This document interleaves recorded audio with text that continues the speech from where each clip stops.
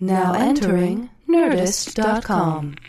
Mission Log, a Roddenberry Star Trek podcast, Episode 54, Bread and Circuses.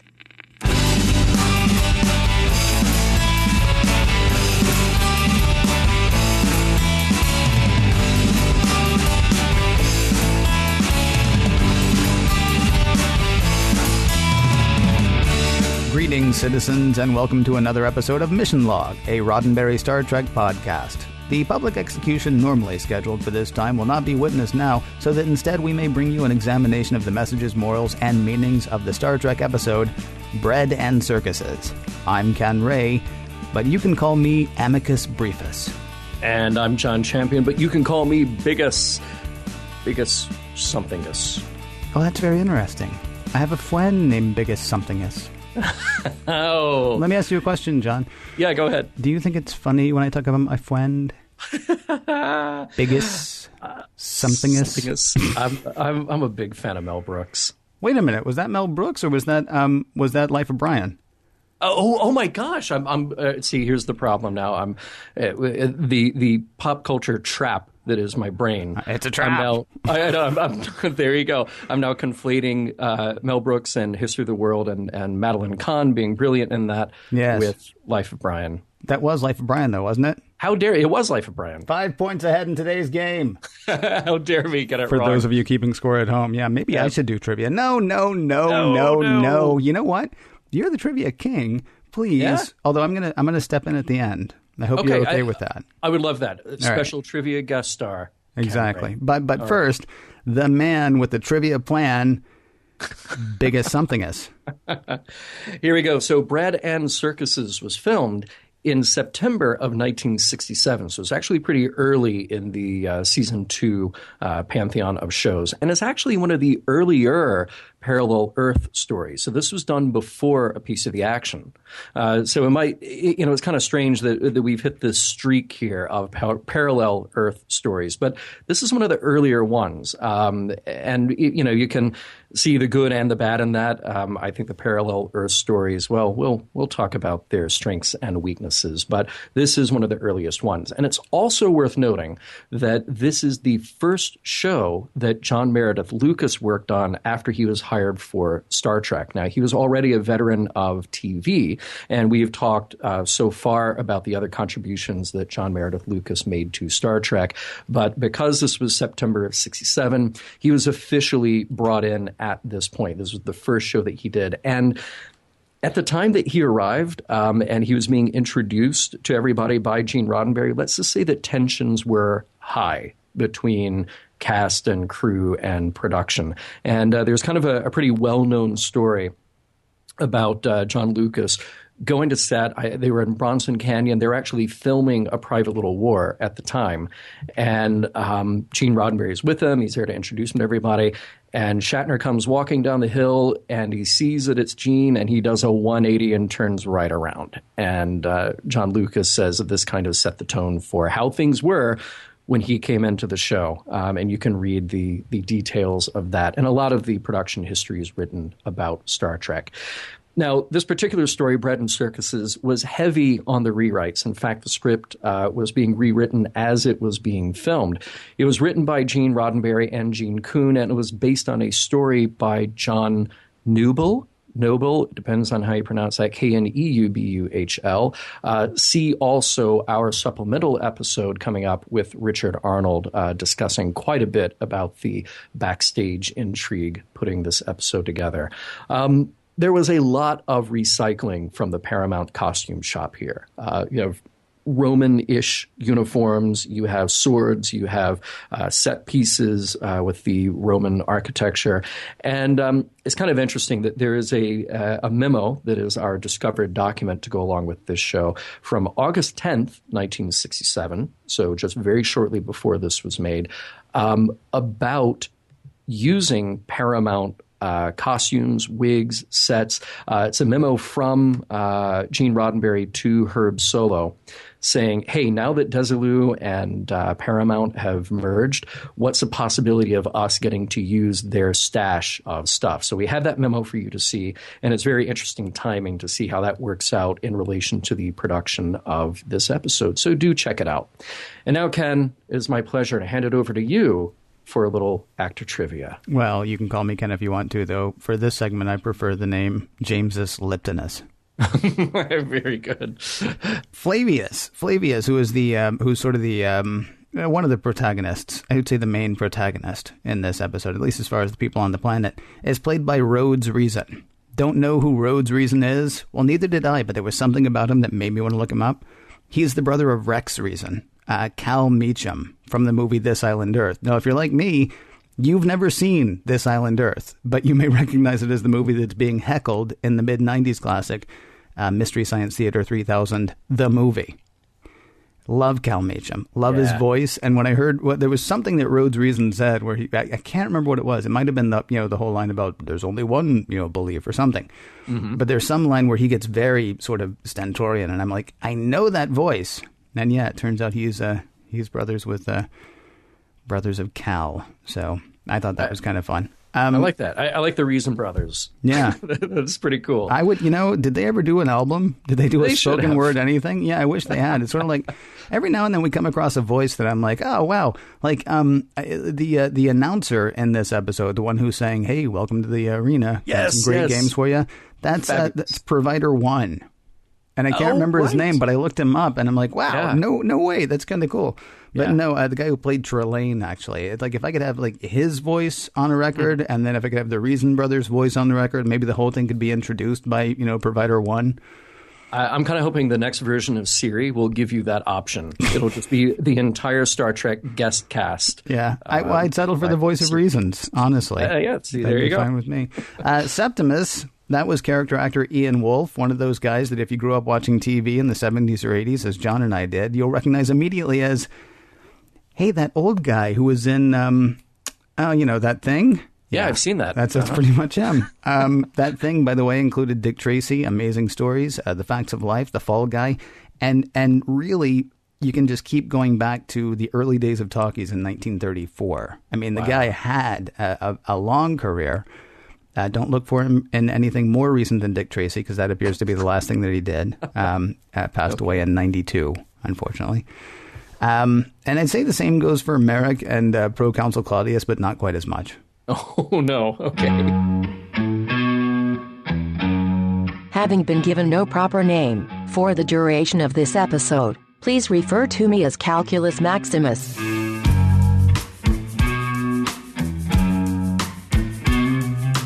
Prologue. The Enterprise has arrived at Planet 4 in System 892. Quick, somebody call the Greek alphabet and get us some new planet names, only to find that the remnants of the SS Beagle are in orbit. That was Captain Merrick's ship, and old Captain Merrick just happens to be a friend of Captain Kirk. Kirk has a lot of friends. Uhura is listening in for signs of a signal from the ship, but she picks up an old-style video signal instead. It's TV, but it's airing some kind of gladiator fight. The poor sap who just got impaled by a gladiator sword is the former first officer of the SS Beagle. We better figure out what's happening on the surface.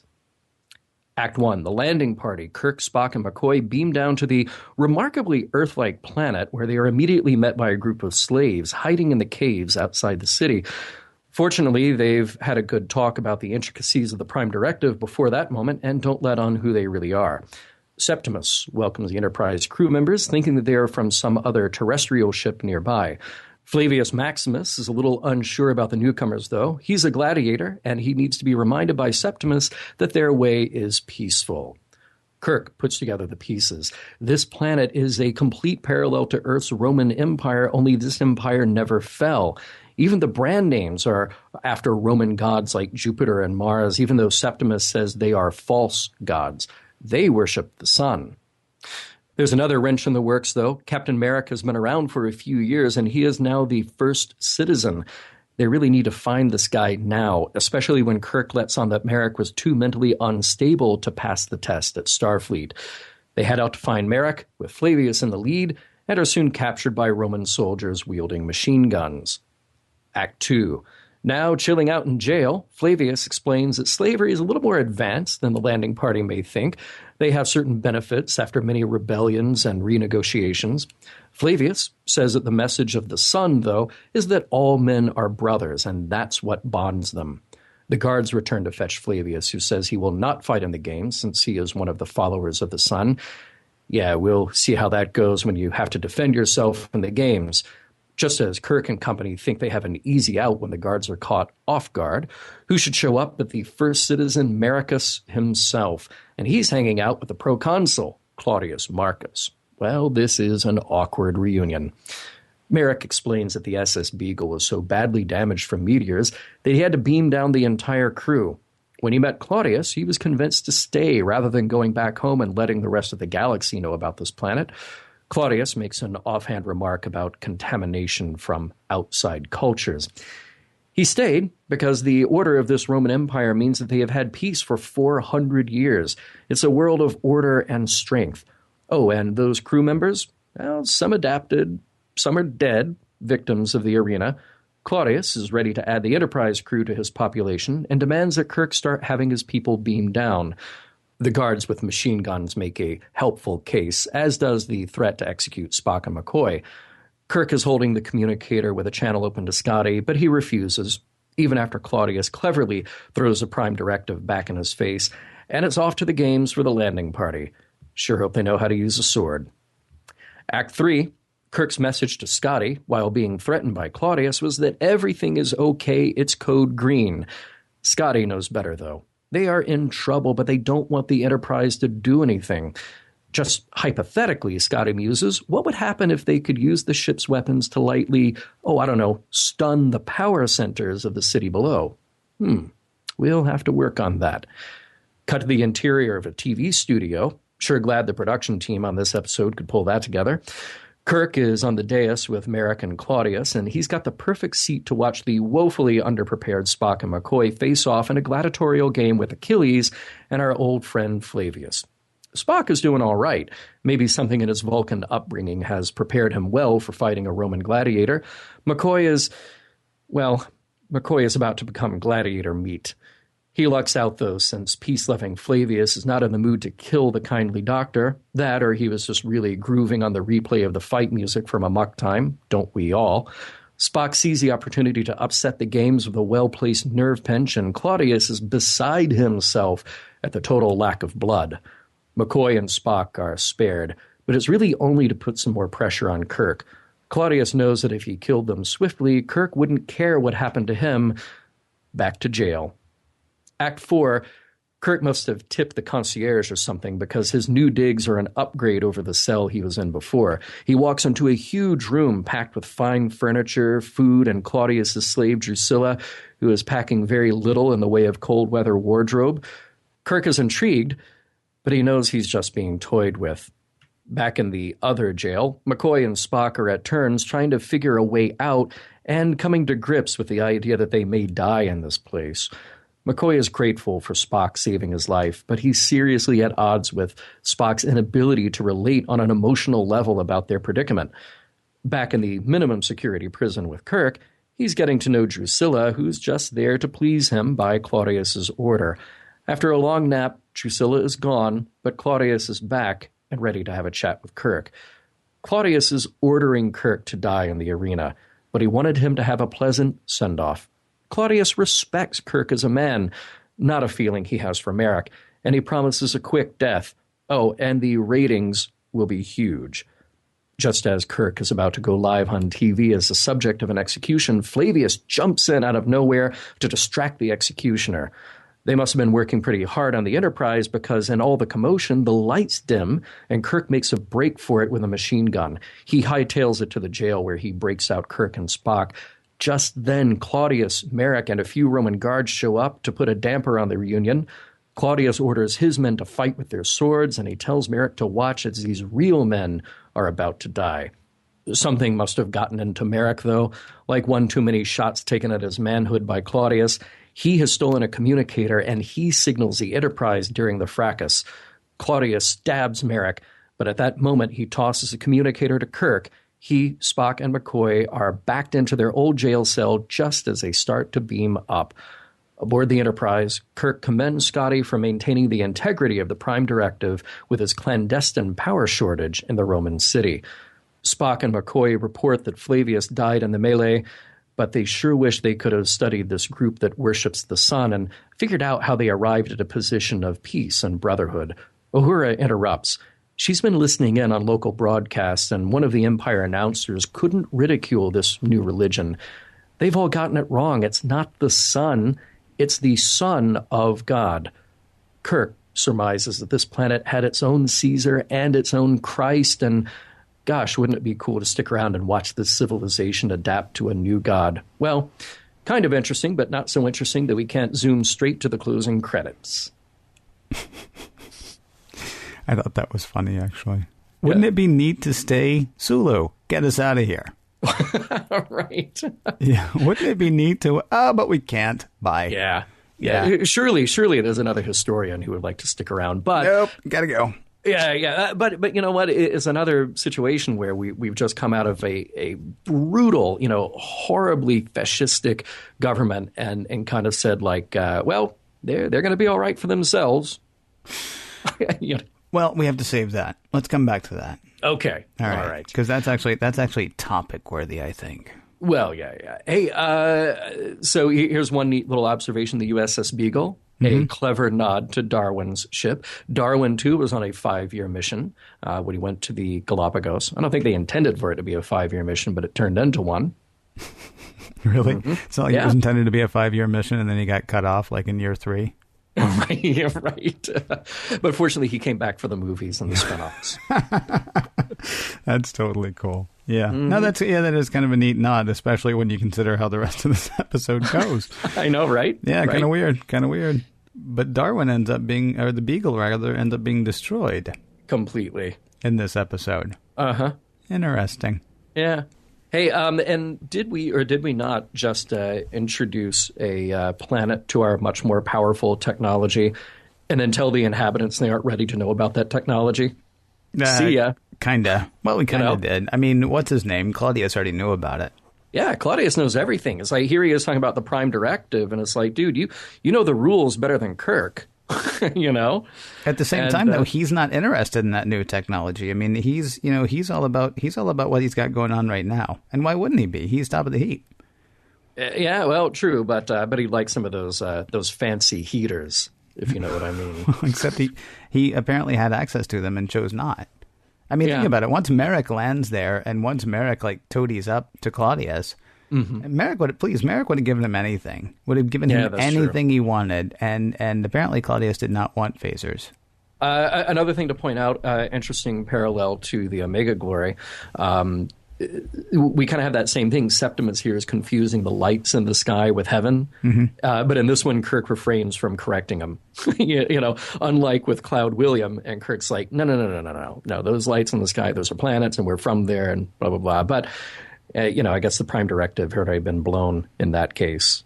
So, Well, it's like we said in the Omega Glory. Kirk is somebody who is, newly to the Prime Directive, it seems. With a religious fervor, and now it's been a couple of weeks, and so he's understanding. Oh, so I don't curse about church. Okay, I'll quit cursing about church. Oh, I'm sorry, I didn't really get the Prime Directive a couple of weeks ago, so we shouldn't tell them about starships and I'll still die for it. Okay, go ahead. Yeah, thank you. I'm just reading a little further now into this whole Prime Directive. It's a big book. Yeah. But he's, you note that he is very happy about Scotty not violating the Prime Directive. Absolutely. Yeah, so he's just going to go put that, that little golden sticker, that little star right on Special Scotty. Commendation for Scotty with a note to himself to maybe try not violating the Prime Directive himself someday. Right. We'll see how that goes for me. Yeah. Yeah. Hey, that conversation between Spock and McCoy when they're in jail, you cut away from Kirk with Drusilla, you go to the jail, and McCoy is really trying to have this heart-to-heart with Spock, and it's another one of those great Spock-McCoy moments. And by the way, I saved this from the trivia. that scene was cut in most of the rebroadcasts since the original. So if you're watching this on Blu-ray or DVD or Netflix, that scene will be intact.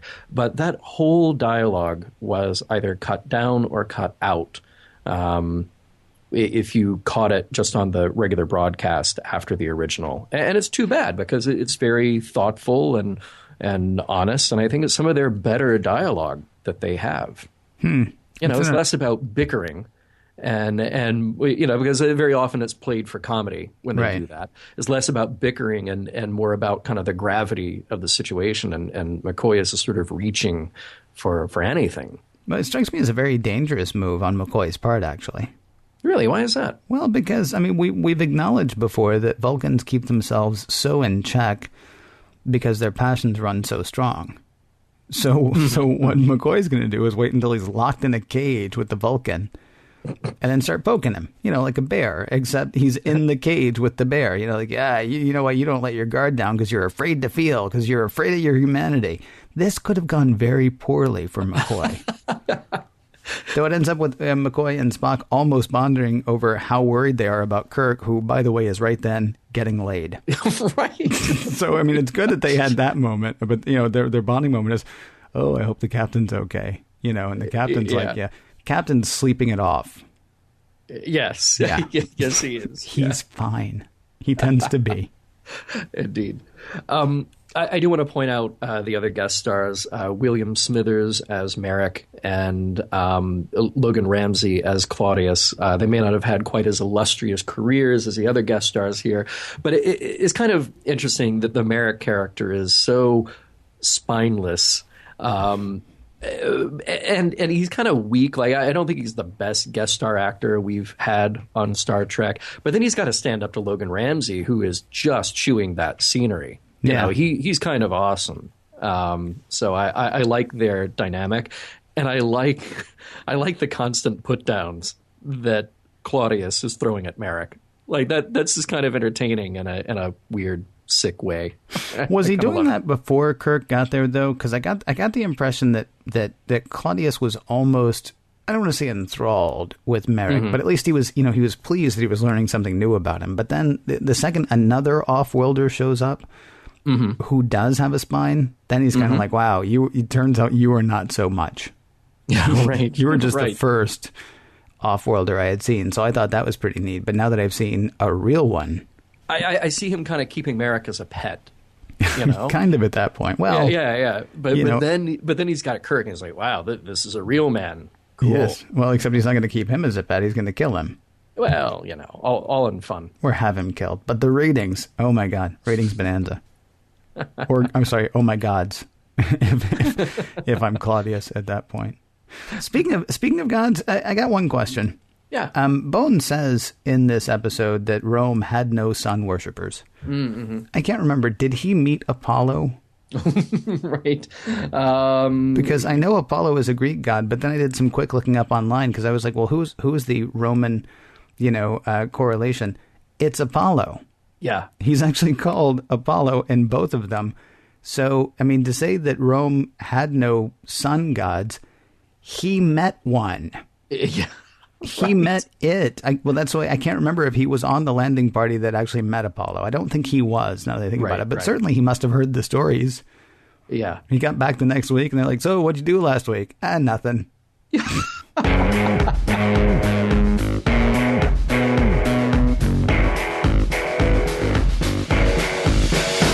There is an 800-pound gorilla in the arena. Let's see how long it takes John and Ken to address him.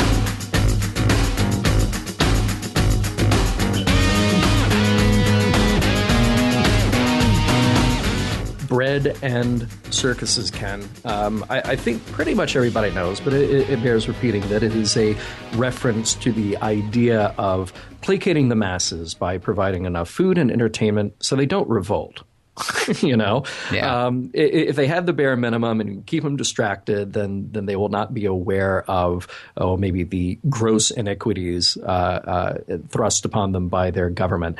And it's interesting here that in 20th century Rome on this planet, the TV is the stand-in, which is very clever. And in fact, you've got these great lines. when Claudius says to Kirk, surely this is you're aware of things that are centuries beyond anything as crude as television. And Kirk says, I heard it was similar. Yeah. But to me, it's Shatner saying, I heard it was similar. And he almost says that line to the audience. Almost. I don't think it was Shatner saying it. I think it was whoever had the final right on the script. Or that could honestly easily be I won't pretend to know which script is who is based on just the dialogue. But as frustrated as I've heard Gene Roddenberry got with the studios from time to time, seems to me that's somebody who's been in TV a while. I'm a huge fan of how jaded TV already is about TV is at this point, or how jaded TV is about TV at this point. There is something interesting about the televised blood sport, and and the fake, like the cheers and the boos. They just turn a knob and they become better and worse, and there's actually nobody there to watch. Right. The weird thing is with the ultimate government control, it's also interesting that there's apparently more than one network. Because the guard warns Flavius to really fight, saying, you bring this network's ratings down, Flavius, and we'll do a special on you. Yes. Which is sort of opens up a whole bunch of other stuff. I mean, that's like modern day China, that's like the old Soviet Union. But I mean, it's also, having to compete. I also love the idea of poking fun at TV and with the public execution, like you're talking about. Biggest part of this is not going to be the fact that Kirk's going to die, but the ratings are going to be ginormous. And who would they be competing against anyway? Because is there another network that's like the 24-hour cable news of executions? Maybe so. What's on the Lion Den channel? This fight's no good. Right. Keep turning.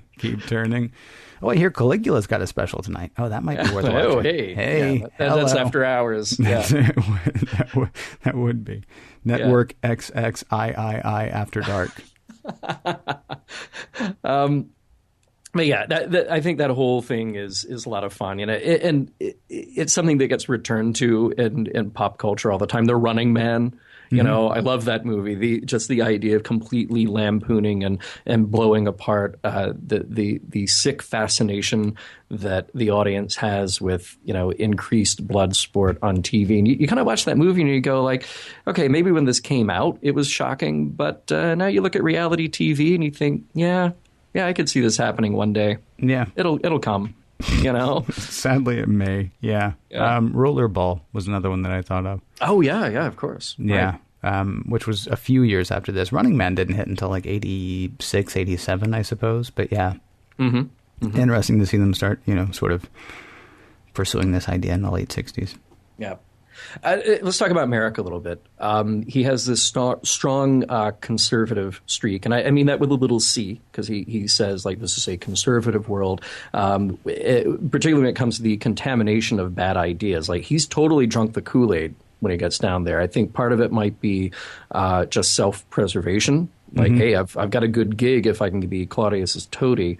But he is, at least according to Kirk, he is seriously into the order of this empire.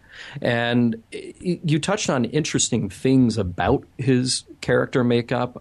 Kirk says that he was too mentally unstable to pass the test at Starfleet. And you kind of have to wonder what that test was. Was it the Kobayashi Maru? Or a precursor to the Kobayashi Maru, something like that? Well, nobody passes the Kobayashi Maru, except for Kirk. Yeah. But what did he do? He saw the 3 Klingon ships coming. He's like, all right, lower shields. We're just we're going to get caught.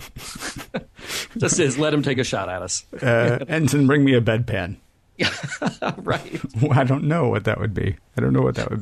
Yeah, you talked earlier about the fact that Claudius keeps making fun of Merrick. I actually kind of wondered if Bread and Circuses, if this episode might also be a sequel or sort of like a PS to the Omega Glory, almost like the morality tale to the Omega Glory, where they have the whole thing about, believe what you say, live your words, do, the Kirk speech at the end of Omega Glory. The second part of that is because if you don't, what are you? You're weak. You're a loser. You will fold like a cheap tent. Nobody will respect you. I mean, Merrick sort of seems to be the illustration of what happens when you don't do what you say you're going to do, or when you don't act as you say you want to be, which I'm not saying that's a good thing or a bad thing. But, I mean, you pointed out the whole thing, and Claudius is like, would you leave us, Merrick? The thoughts of one man to another cannot possibly interest you. Oh, my gosh. Yeah. What a great line that is. Because you could interpret that a lot of different ways. I'll leave that to our audience. You have to wonder, again, about Merrick. He gets down to this planet, and how long did it take him to realize, like, oh, well, we're done for. I'll be the crew. Here you go. Here's my crew, and see you later. Good luck, guys. Whereas the Starfleet captains, as they say, and as Claudius knows in this, would rather die than violate the Prime Directive. See also A Taste of Armageddon, The Apple, etc. Well, he just got, look, they stopped off someplace, and there was like a new memo about the Prime Directive, okay? Okay. One of the space stations. He didn't realize that was actually a thing. Remember, he was one of the guys who helped write it. So he thought it was still kind of a work in progress, and now they've apparently said the end. And so now, okay, so this is how the Prime Directive works. Okay, because I knew we were thinking that. All right, good. There was one other interesting thing to me about it's sort of a classism. I don't even know how to put this exactly. There's Pro Council is telling Kirk, look, you're going to crack. Merrick is cracked, and you and he are just alike. Mm-hmm. And Merrick corrects him, pointing out that, now Kirk is the captain of a starship. Right. And Merrick's just the captain of a spaceship. Right. And like you said, Merrick, sort of flunked out of Starfleet. Yeah. And having failed, and I don't know if this is, I think, personally, I think this is a good thing. He found another way into space.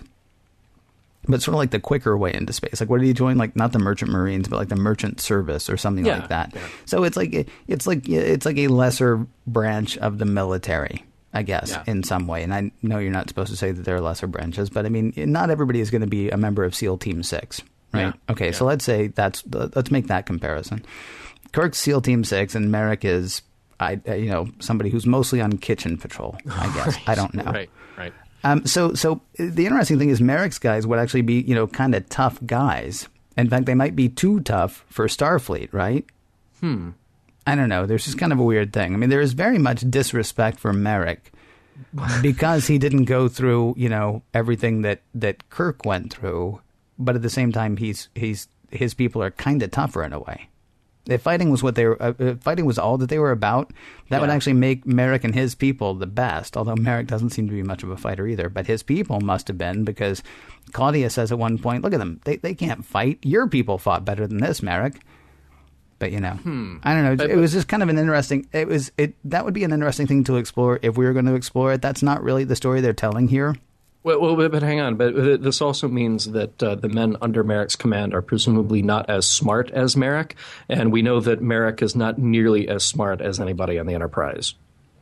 So it was probably a pretty easy thing. He calls up to the Beagle and he's like, "Hey, why don't you send down about 20 guys? Okay, cool. Yeah, don't worry about it. No, leave the phasers on board." He was smart enough to survive. Yeah, well, by having no spine. Well, maybe. Okay. I do have one other question really quickly, because I know we have one other topic that we're going to hit, and that's probably going to take the bulk of this. But right. Okay, so Scotty gets the commendation for not violating the Prime Directive. I guess Kirk maybe gets honorable mention for not violating the Prime Directive, because he certainly could have done a few things, right? Yeah. They left. So what happened to Merrick's crew? What happened to Merrick's crew? What happened to your crew, Merrick? Well, what happened to Merrick's crew was the people who could sort of adapt to Roman life, adapted to Roman life, and the people who couldn't died in the arena. Yeah. So there are some people from 24th century, sort of like something parallel to Starfleet, not Starfleet exactly, but there are spacefaring people now living on this planet. Mm-hmm. Did Kirk not violate the Prime Directive by leaving them there? I understand leaving Roman society as it is. I understand leaving Claudius in power, because that's the way this society, evolved and advanced and whatever. And, those 20 guys, they'll fit right in.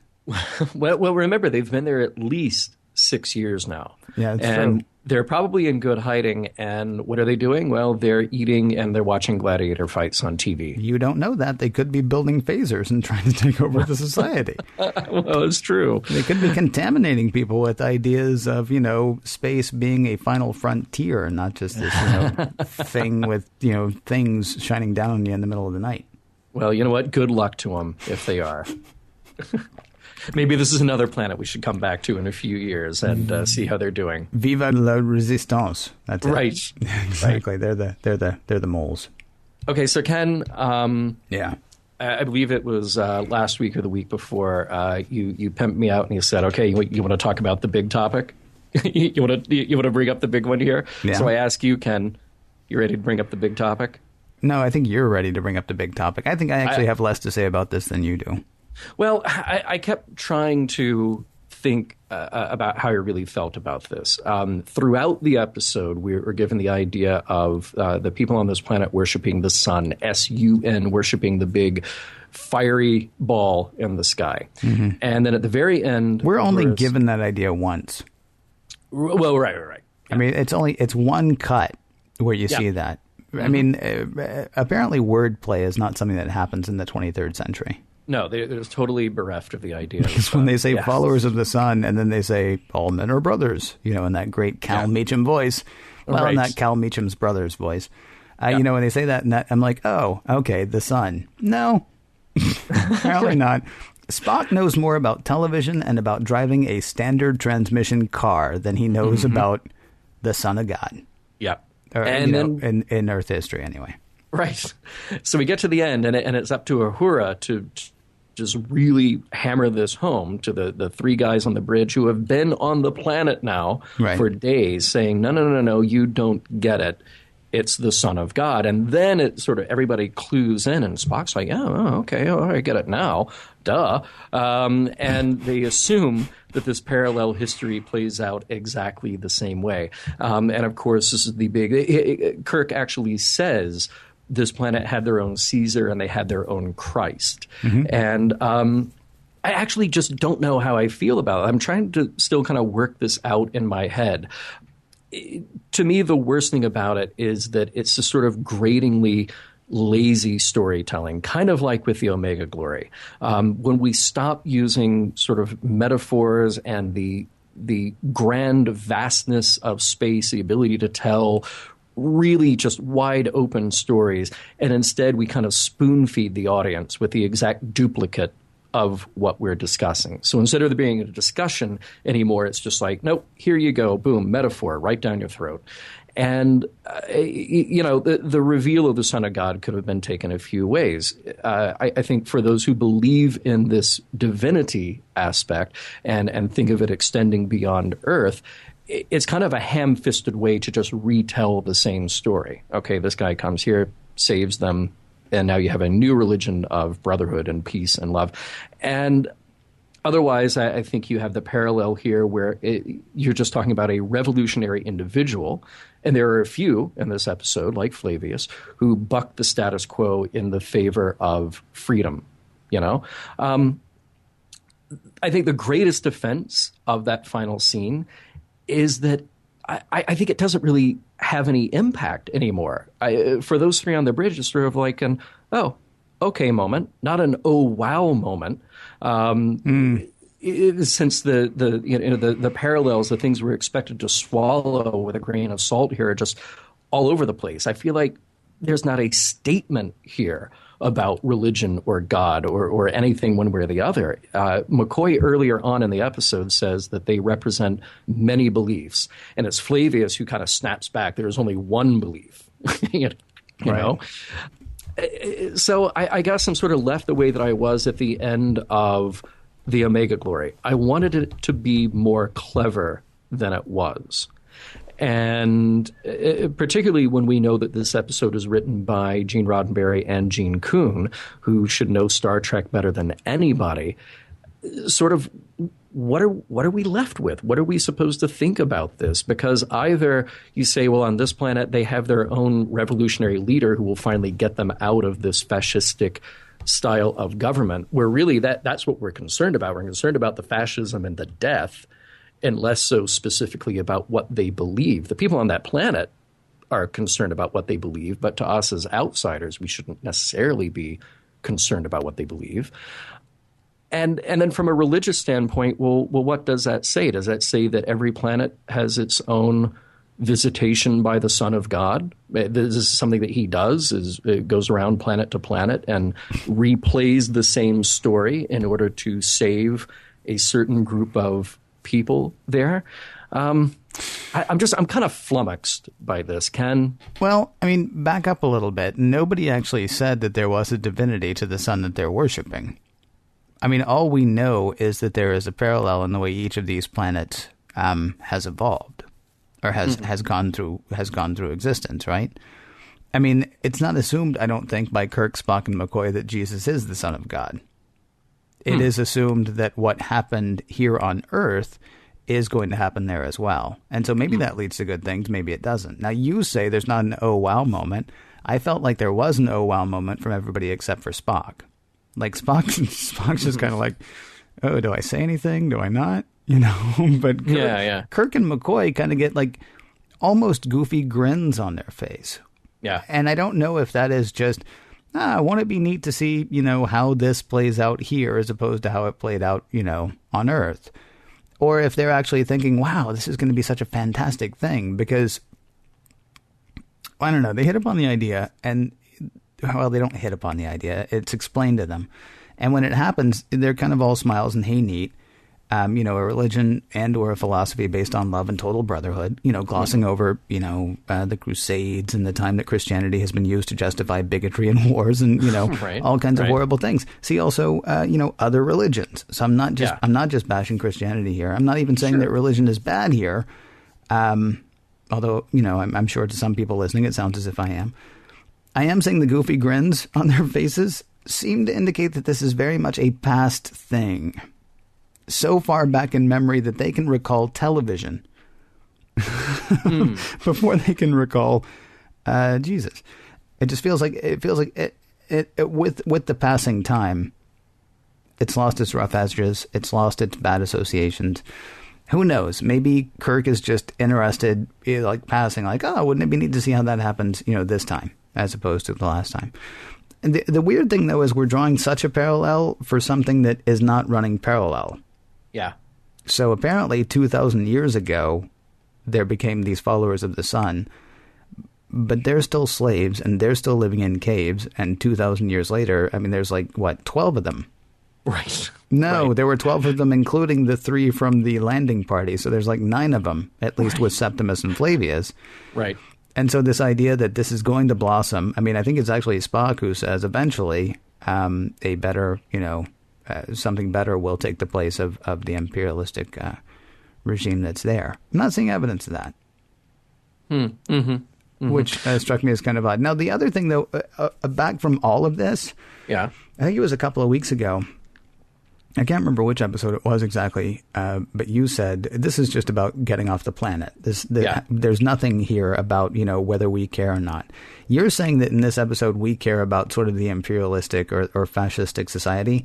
I do not believe that we do. I believe that we are just trying to get off the planet here. It's an interesting study, and we throw our characters into it. We are not looking to change it. We are not looking to grow it. We're not going to go back and help the followers of the sun. We're not going to go back and try to stop the Romans.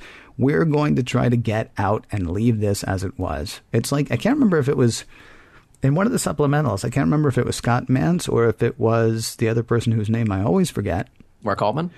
I can't remember if it was Scott Mantz or Mark Altman who said, you know, that they actually love this episode because they land there, they realize doing anything would violate the Prime Directive, they leave there. This is the way the society is going. Let's let that roll. And, you know, maybe somebody will tell us one day what happens. Right. Well, I mean, it's an interesting way to look at it. The idea of, you know, like I said, if we look at this as a non-divine thing, we look at it as a social political revolutionary who is, well, now being worshipped by these people who can potentially implement a society based on equality and love. That's great. They're outnumbered. They are overpowered. Yeah. So that they've got a difficult road to travel here to do that. And yeah, it's interesting that you saw that ending back on the Enterprise bridge as them just sort of looking at that situation and saying, okay, well, maybe this is about to happen. But maybe it isn't. And they're really not that concerned about the way things go down there, that it is prime directive. Okay, we had our little taste of it, and now we're getting out. And maybe we'll put up a roadblock just like we do at Talos and say, nobody go here. They're going to fight it out on their own. But I do feel like the implication, particularly with Uhura's line, where she says that the radio announcer was trying to ridicule this other religion, and he just couldn't do it. That it makes me think this is sort of telegraphing to the audience of Star Trek, this is the more true religion. This is the more true thing than anything else that has occurred on this planet. And things obviously will change greatly in Star Trek when we get to later incarnations of Star Trek, where we do take even more of a hands-off approach when it comes to religious aspects of our crew. But I don't know. It's sort of this strange, wink of recognition from the Enterprise crew straight to the audience, saying, and then it was Jesus who came to this planet. It just seems strange to me, and it feels like they stopped dealing it with bigger, more interesting, more clever metaphors, and they just sort of said, well, if we're going to do Rome, we're going to do Rome, and we'll do this entire history with this character that is now worshipped as a god, as the son of God. So that's why I'm still flummoxed by the ending here. I just don't know quite how I feel about it. It just seems strange. It feels out of place, because I think everything else that we get in the episode is kind of interesting. It is this sort of cat and mouse game again, where it's just they keep getting captured, they keep getting thrown into the arena, they have to survive one more time, and they've got to outsmart Merrick and Claudius. Cool, and they do that, and they get off the planet, and they leave the planet alone. But then you tack on this other thing that it just feels strange, and it feels out of place to me.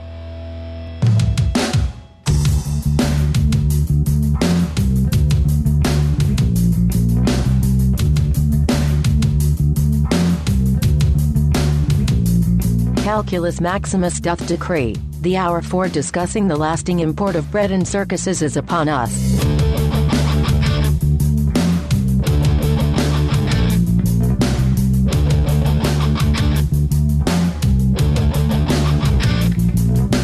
Maybe one of the most gratifying things about this episode, John? What's that, Ken? Claudius got his speech impediment taken care of. No, different Claudius. Oh. You're thinking of I, Claudius. Oh. This is other Claudius. Oh, am I? Other Claudius. And it's like a sort of a rap thing, but different. It's time now to do that thing we do where we try to figure out what the messages, morals, and meanings of an episode are and whether or not the episode stands the test of time.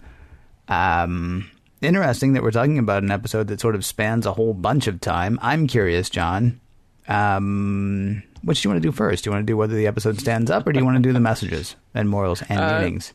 Let's do standing up, and I'll say I'll give it kind of a qualified yes. The first time I watched it, I didn't know what to make of it, and I just sort of I kind of dreaded going back to watch it for the multiple times afterward to kind of formulate our show. Yeah. But then I got into this thing of just sort of enjoying the actors and enjoying the action.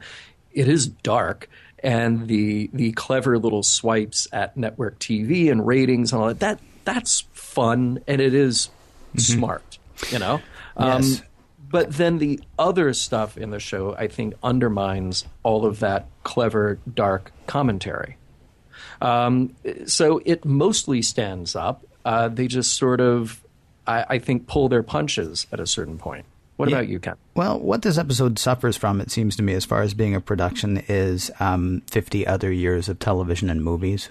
Like if we could have the people behind the short-lived series Caprica make this episode, and I don't remember if Ronald Moore was actually did Ronald Moore do Caprica, or did he leave it after Battlestar Galactica? He pretty much left it after Galactica, okay. But you had a lot of the same people from right. Galactica. Yeah. Well, whoever handled Caprica, I think, could make this episode beautiful. This episode in their hands could actually be a movie. Now, do you do that with Star Trek? Oh, yes, please, because let's do another episode of Star Trek for the reboot. But right. What it suffers from is we've seen things like Network, which is a fantastic indictment of television and a fantastic indictment of bread and circuses without being Roman. I mean, it's just it's amazing like that. We've seen the Truman Show since then. Mm-hmm. We've seen so many things that are about, just sort of distracting people. And so it kind of suffers from that. And it suffers from the fact that it was made in 1967 or 8, you said? 7. 7. Made in 1967, broadcast in 1968. We didn't have the kind of budgets. We didn't have the kind of abilities. They were cranking out shows 5 days each or 6 days each, depending on, how the shoot went. Mm-hmm. So you can't get quite as gritty. And so for that, unfortunately, it kind of suffers a bit. As far as the messages, it depends on, I guess, if we're going to assume that this is, as I said, maybe tacked on to Omega Glory, by the way, kids, here's what happens to you if you don't live by your code. You end up like Maricus, sad, pitiful. Look at him. Look at him. I don't even want to look at him. That's how Maricus. Right. Make this noise after you say his name. Maricus. Okay, that's what happens if you don't live to your code. If we assume that that's that, I'm not really a huge fan, honestly, of the morality tale anyway. I mean, there's sort of redemption for Merrick, but there's not really. I mean, we don't even get the moment of Claudius going, I didn't think you had it in you. You know what I mean? Because what Merrick did actually is the kind of thing that Claudius should applaud. I mean, sure, he messes up his order a little bit, but he stands up and is a man. Finally, the things that one man might have to say to another might be of interest to Merricus. Sadly, he's laying there dead now, but, he could have been a Roman, it turns out. It really doesn't feel like a message episode to me. It feels like a, let's throw the Enterprise crew in here and see what happens. And now we're in Roman world. Exactly. And in a piece of the action, they changed it because they were the ones that screwed it up. And in this episode that I've forgotten the name of, we're in the middle of it. Bread and Circuses. In Bread and Circuses, they throw them in the middle of it. Oh, we didn't do this. We didn't start this. And I've got this Prime Directive thing that I suddenly care about. So we're not going to do anything to change it. Right. There is an interesting sort of dissection here about the Prime Directive. We're learning more about it. So in terms of morals, meanings, and messages, well, that's kind of an insular thing that Star Trek fans will really enjoy is that, we get to talk about the Prime Directive. Cool. Taken outside of that context, purely of Star Trek, well, okay, does that really have a greater moral meaning or message? Not necessarily. Well, wait. I argue that it does. I argue that the Prime Directive is a stand-in for whatever your code happens to be. It's like we talked about in the Omega Glory. The Prime Directive itself, those words, that non-interference policy, no, I don't think that applies necessarily outside of Star Trek. Yeah. But not doing the easy thing, because the easy thing would be to beam down with a bunch of heaters and lay waste to these Romans, right? Right. So, not doing the easy thing, but sticking by what you say you want to be or say what you want to do. I mean, that is more applicable, I think. And so if we assume that this message ties into that, then yes, I'd say the message stands up. You kind of got to look for that message, though. Sure. And I think, part of the thing here is that we've got very, very clearly drawn lines between good and bad. The bad guys are the fascistic government, the Romans, who are putting people to death on a regular basis and getting entertainment out of it. And then the good guys are the peace-loving, the brotherhood. The lines are just sort of very clear and very obvious. And I want to compare this then to let's talk about the Omega Glory, and we can also kind of compare this back to Who Mourns for Adonais. The thing about this episode compared to Omega Glory, these are both episodes that I appreciate the action, I appreciate the edge, I appreciate the conflict. All of that stuff is kind of cool. Mm-hmm. But then where you lost me with Omega Glory and where you lost me with this is where it stopped being, it stopped surprising me by, being clever or smarter or being a step ahead of me. Because everything then just sort of got laid out in a very obvious way. Once you bring in the flag in Omega Glory, I feel like you're kind of done. Now, I do agree with you that the message is there, particularly for Omega Glory. But this is kind of the same way. Then when you introduce the idea of the Son of God, and this is how we're going to wrap things up, well, you stopped being clever and you just spoon-fed me the same thing that I probably just kind of already expected. So I feel like the statement of the piece gets taken away, and any of that just gets muddled. Now, let's compare it back to Who Mourns, okay? In that episode, the whole episode is grappling with this issue of man's relationship to God, man's relationship with the religion, the place of God and religion in this supposedly advanced, more humanistic world. And then you drop in a line that undermines the whole big statement that piece is making. This feels like we're not even really bothering to make a big statement. So I can't feel like where we end up really undermines anything. It's just sort of a letdown. It's sort of like, oh, okay. All right. I wonder, though, if it's just because you are, and I don't mean you any offense, but, the doctor is in. Are you just bringing your own preconceived stuff with it? I mean, let's switch this up a bit. Of course I am. Okay. Well, so then let me ask you, would you find it more clever if the whole time we thought this was a society that was driven by profit, Profit, and then we find out in the end that Uhura's been listening, and no, they're not talking about profit, they're talking about the prophet. Mm-hmm. Okay, so if we're not talking about Christianity at this point, we're not talking about whatever baggage you bring. Yeah. And don't misunderstand me, I got plenty. Okay, but if we're not talking about the baggage that you bring with Christianity, but we make this a different religion that's here on the planet, let's make it Islam, or let's make it something else. Do you then find it more clever? Are you offended because I think sometimes, oh man, we're both sons of the South, and I really don't know how we say this politely, and we've already offended. They're probably not listening anymore anyway.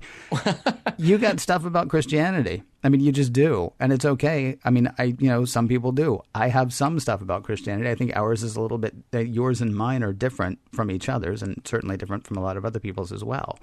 Would you, though, if this were a different religion that was thrown in there at the end, if this were a different, sort of aha moment, would you be more forgiving? Maybe. Because I didn't feel like they were saying, look, Jesus is going to come save everybody, and everybody's going to go to heaven. And that seems to be what you're taking from it. And I'm wondering if you're not hearing what they're saying this episode, you're hearing, what you've always heard your whole life, starting, in Sunday school. And then, up until the point that you're like, wait, how old am I now? I'm not going to Sunday school anymore. Well, but I feel like that is what they're saying at the end of the episode. Okay, when did they say that, though? Well, they don't need to come right out and say it. Okay, well, then they're not saying it. Dialogue. No, but I feel like they are. I feel like that's the implication. I feel like that is totally the implication of the episode. All right. I mean, Kirk says they have their own Christ. He's not saying they have their own revolutionary political figure. He's saying they have their own Christ. Right. Well, he already said they had their own Caesar. So, of course, he's going to say they have their own Christ. I mean, they say they have their own Rome. They're using the same names. It doesn't mean we already know that everything is not evolving the exact same way, because when was the Council of Nicaea? Like 325, I think it was.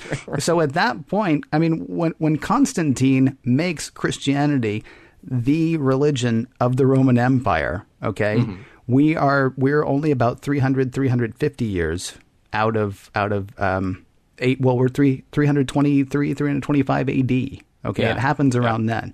So you can't say that everything that happened and everything that they're talking about is what's going to happen here. I know Spock does say, so eventually this idea is going to replace that idea. But I think that's a flaw in his logic, because there is absolutely nothing to indicate that. It feels to me like you're sort of assuming that they're saying, and they lived happily ever after. I don't feel like they're necessarily saying that. I think they're saying, the sun was S-O-N. Oh, we really should try some of this wordplay stuff that we've heard about. No, I understand, but I think it's two things. I mean, I think that I am getting burnt out on the whole parallel running too close. Oh, I'm with you on that. Because Bones even said, like, hey, they speak English. It's like, really? Well, every place has spoken English so far. What was the thing at the very beginning? Oh, look, it's just like Earth, says Spock. And Kirk's like, yeah, like Earth, but different. And Spock's like, but it's really, really like Earth. But it's pretty much exactly like Earth. Yeah. Yeah, so, like it, but different. Yeah. Yeah. So here's the thing. When you present that, and they've presented it too many times, I want the story to go in a different direction.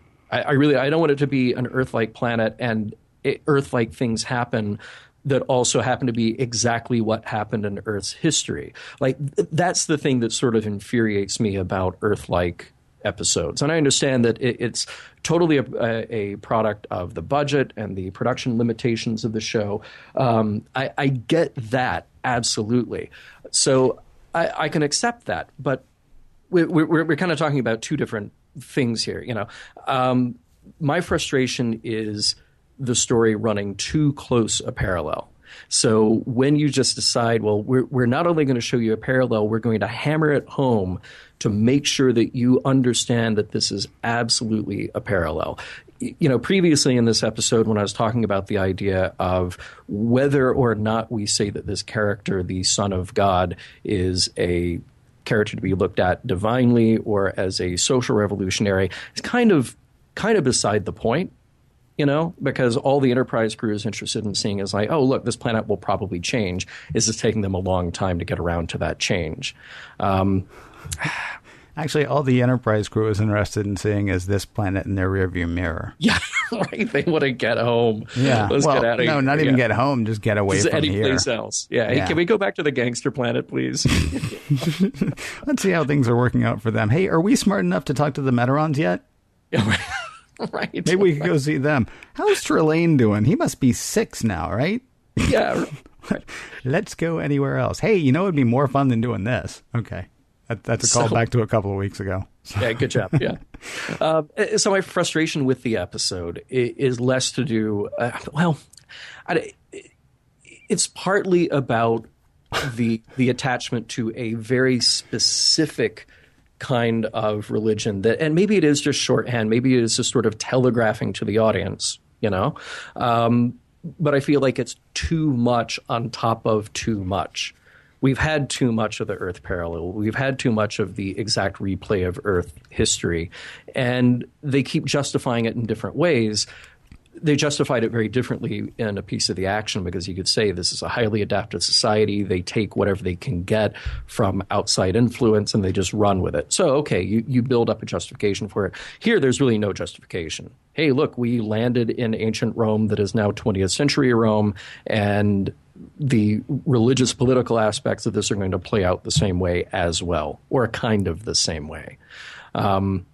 So that drove me a little crazy. And like I said, I really like the idea of Star Trek being able to make a statement when they take on something like that. If you're going to take on religion, if you're going to take on politics, do something with it. Make a statement and do something bold. And this, I feel like they aren't making as much a statement. They're just having a fun adventure show. That's okay, too. I just feel like it gets muddled in with all the other stuff that's happening here. Fair enough? I will say one thing. What's that? I would imagine in some, if not all, of what you just said, some people might have something that they want to say. Maybe. Should we tell them this week how? Sure. I tell you what, I'll tell them, Ken. All right, thank you. You, our listeners, can be part of this discussion. We welcome you to join us at Facebook, Skype, Twitter. Our handle at all three places is Mission Log Pod. You can call us 323-522-5641. That, again, is 323-522-5641. You can email us at missionlog@roddenberry.com. And remember, we may use your comments on an upcoming episode of Mission Log. And, boy, if you can help us make sense out of this episode, please do. Biggest somethingest? Yes. I cannot believe it, but we are actually coming to the end of season 2 of the original series. Things can only go up with season 3. Can't they? Won't you please join us next week as we wrap up season 2 with Assignment Earth.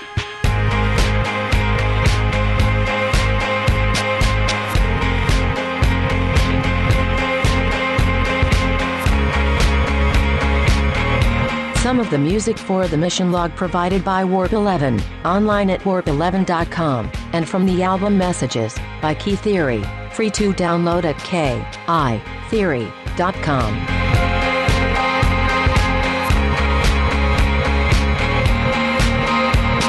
Holy cow.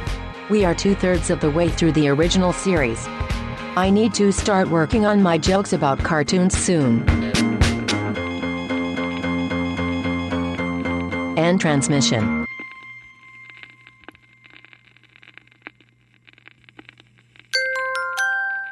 Now leaving Nerdist.com.